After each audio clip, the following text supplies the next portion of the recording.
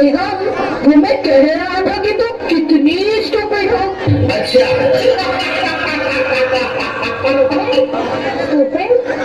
Stupid का मतलब अक्लमंद होता है। हाँ पता है पता है। तो पता है मेरी तो अम्मी भी बहुत स्टूपिड है, मेरे तो अब्बा भी बहुत स्टूपिड है।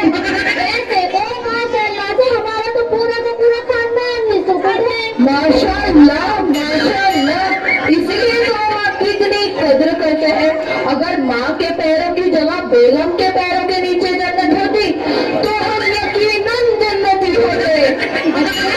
तो इसी बात पर आप मेरे बारे में दो बातें कहोगे, जिसमें से एक सुनकर मैं खुश हो जाऊं और दूसरी सुनकर मैं नाराज हो जाऊं। अच्छा तो फिर सुनो, तुम मेरी जिंदगी हो। अरे आप भी हाँ। और दूसरी बात तो सुनो, वो क्या? अरे लानत है ऐसी जिंदगी पर। अरे बाप रे, हड्डी टूट गई। तुमने मुझे मजाक में मारी या गुस्से में? गुस्से में। अच्छा है, वरना इस किस्म का मजाक मुझे बिल्कुल पसंद नहीं। हाँ ठीक है, जाओ जाके बात करो।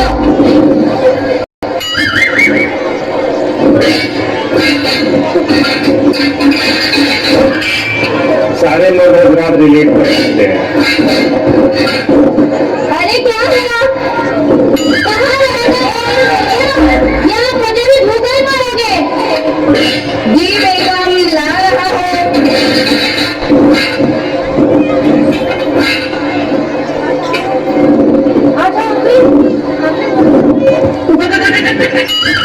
अजी, हाँ बोलो।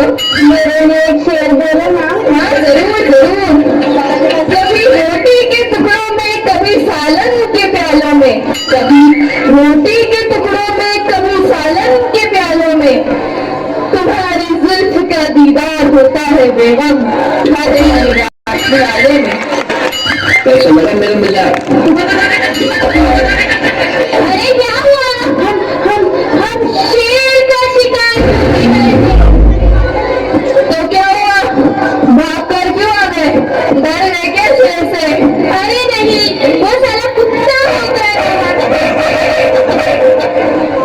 वाह वाह, माशाल्लाह माशाल्लाह। देखा आप सब लोगों ने, कितना बहादुर बेटा है मेरा। शेर का शिकार करने गया था, वो अलग बात है, कुत्ते से डर गया। मेरा बेटा मेरी तरह दिलेर है। नहीं अम्मी, मैं अब्बा की तरह दिलेर बनूंगा। मैं भी अपनी बीवी की तरह किसी से नहीं लड़ूंगा। मारो मुझे, मारो मुझे, मारो। अरे बेटा ये तुम क्या कह रहे हो? तुम अपनी बीवी से डरोगे? जी हाँ अम्मी, इसमें हम सबका फायदा है। आपका बेटा करोड़पति बनने जा रहा है। करोड़पति? जी हाँ अब्बू, आप तो तीन आदमी के गुलाम बने फिरते हैं, लेकिन मैं तो करोड़ों का मालिक बनके बीवी का गुलाम बनूंगा। ये देखो पेपर में ऐड आई है, एक करोड़पति बाप की इकलौती बेटी के लिए ऐसे रिश्ते की जरूरत है जो अपनी बीवी के इशारों पे चलने वाला हो, की इज्जत करने वाला हो और अपने रिश्तेदारों से ताल्लुक रखने वाला हो, बेहतरीन कुकिंग करने वाला हो, क्योंकि हमारी बेटी को नौकरों के हाथ का खाना बिल्कुल पसंद नहीं है। और हमारी बेटी अपनी BMW कार के लिए ड्राइवर भी पसंद है। इसके लिए लड़के को ड्राइविंग भी आनी जरूरी है और हमारी बेटी को साथ की कोई जरूरत नहीं। खुदा न खास्ता साथ हो भी तो अपने बेटे की तरह मुंह बंद और अपनी खुली रखने वाली हो। वाह वाह बेटा, ये तो बहुत बढ़िया रिश्ता है। मगर बेटा तो दूसरे लोगों की इज्जत बताए ना, हमारी बात को मगर आप ये नहीं कर चाहिए कि क्या मतलब ससुर से क्या मेरा है।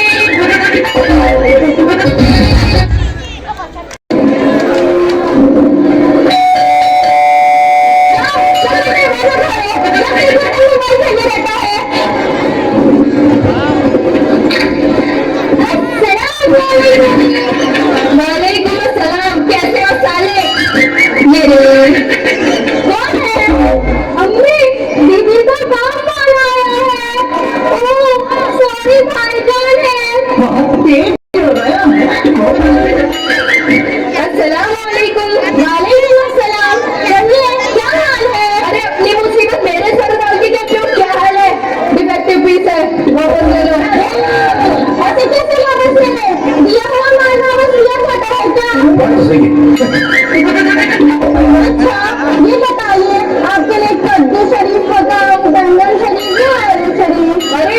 मुकद्दस सब्जियां मुझे से गुनहगार को जेब नहीं देती।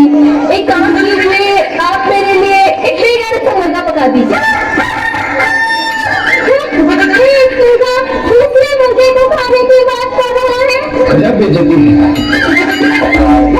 दामाद जी, वो सब छोड़िए, अगर आपका अगला जन्म होता तो आप क्या बनना पसंद करते हैं? जी छिपकली, क्योंकि आपकी बेटी सबसे ज्यादा छिपकली से रहती है।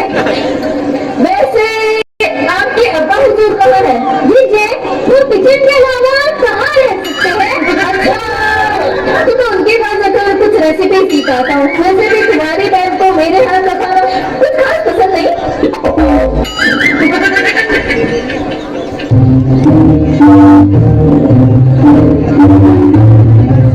अरे आप यहाँ बिना बताए आ गए? अरे मैं इतने काम गुड बाय गया।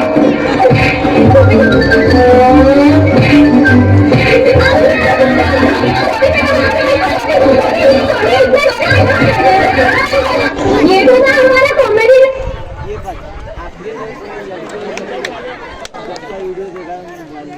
जो सिर्फ एंटरटेनमेंट के लिए था। असल जिंदगी जिसका कोई वास्ता नहीं। असल जिंदगी में हमें कुरान में हदीस को फॉलो करना है। इरशाद बारी ताला है और रिजालु कव्वामूना अलल निसाई।